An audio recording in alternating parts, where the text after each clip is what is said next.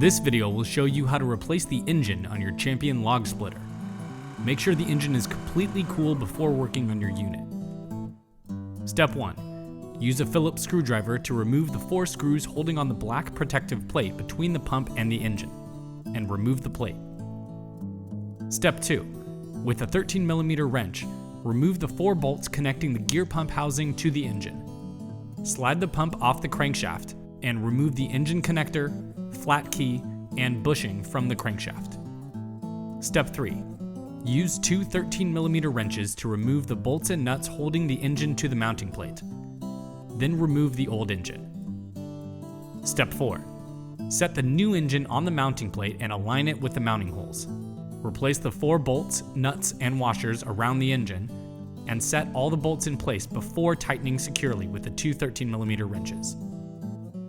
Step 5. Slide the bushing onto the crankshaft.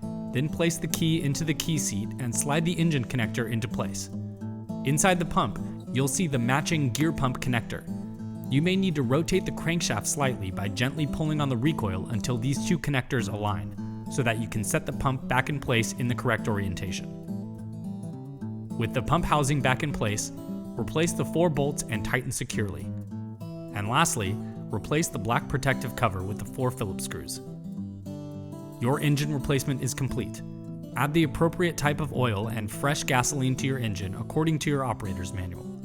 Check the sight glass to make sure that your hydraulic oil is at the correct level, then run the log splitter and cycle the wedge to make sure everything is in working order. And for more help guides, visit the Champion Help Center at help.championpowerequipment.com.